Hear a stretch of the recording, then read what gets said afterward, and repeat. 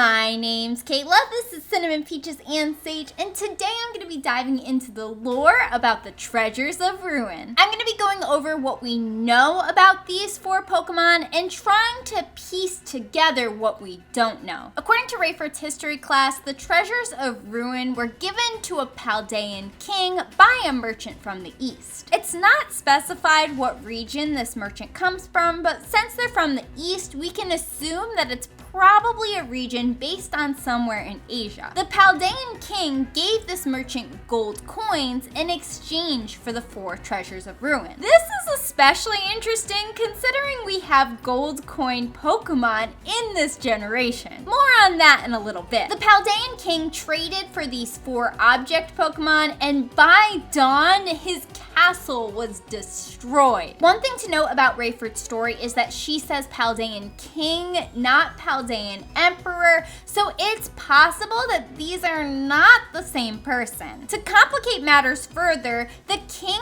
from the Dex entries about the Ruinous Quartet could not possibly have been the Paldean king. Rayford specifically says that the Paldean king would not have been used to writing that was on a tablet. As we see from wo-chien's Dex entry, the king from the Dex entries is used to writing that is on tablets. That means that the king in the Dex entries from the Ruinous Quartet is not the Paldean king, but the king from the east. Let's see what we can find out about this eastern king. wo-chien's Dex entry says that it was created from the grudge of a person who was punished for writing down the king's evil deeds. So apparently this king from the east was up to some bad stuff and would punish people who would speak out against him. Chien-pao was made from the hatred of those who perished by sword. It's unclear if this was hatred from one sword or from many swords. I'm leaning toward this one particular sword,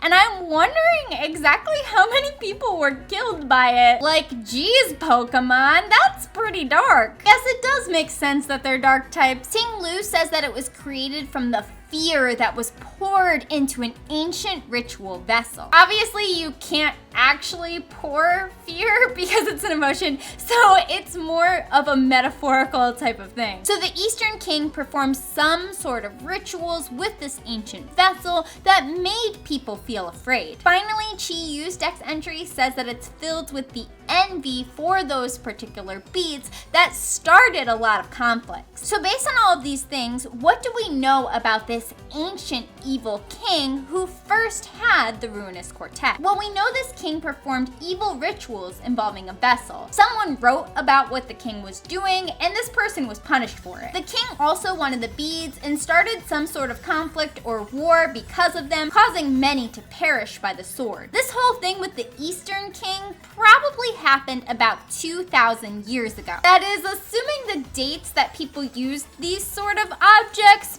match up with real life. Okay, so about 2,000 years ago, there's a king in the east with these 4 objects that get imbued with dark energy. My next question is, if the king was in possession of these 4 objects, how did the merchant get a hold of them? I personally think it makes the most sense if these Objectmon came alive for the first time when the Eastern King had them. I wouldn't be surprised if, like the Paldean King later on, they caused the ruin of this ancient king. That would explain the merchant being in possession of them rather than the Eastern King. We know that the merchant gives these objects to the Paldean King, but it's unclear if these objects are actually in their object form or if they're in their Pokemon form. I think it's more likely that they're in their object form, which leads to a very interesting question. Can the Ruinous Quartet shift between their object form and their Pokemon form? Or did the Paldean King see them as they truly are, as Pokemon,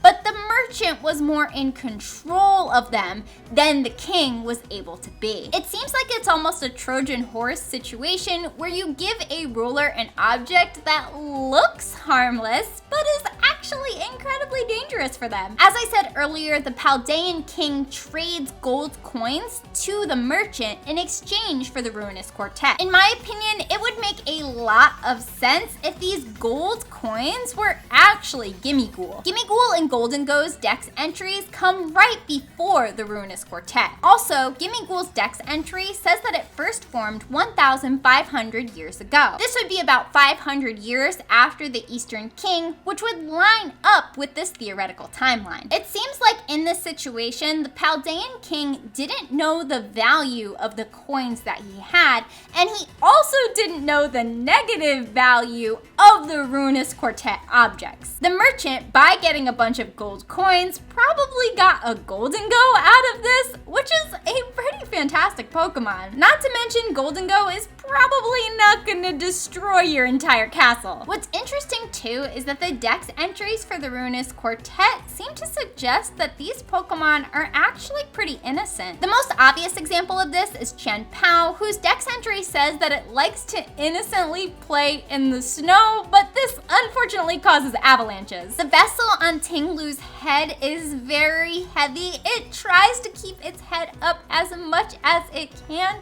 but it just can't. So it slowly lowers its head to the ground as it's struggling to keep this vessel up. And unfortunately, when its head touches the ground, it causes huge fissures. Chi-Yu casually swims through the sea of lava that it creates. The word casually makes me think that Chi-Yu is not causing destruction on purpose. Wo-chien is made of dead leaves and drains the life force from vegetation, but this could just be a way for it to keep itself alive. Ultimately, I feel kind of bad for the Ruinous Quartet. They're Pokemon that were made from very dark emotions that aren't able to really control the powers within them. They're not trying to cause destruction, they're just trying to make the most of their lives. It's the humans, the kings in this story, that are actually the bad guys. This makes me feel a lot better about freeing the Ruinous Quartet. But what do you think? Did these theories make sense? Let me know in the comments. Make sure to like, subscribe, follow me on Twitter, and join our Discord Capsule Monsters where we talk about Pokemon theories. I hope you have a great day or night, and I will see you in the next one. Bye!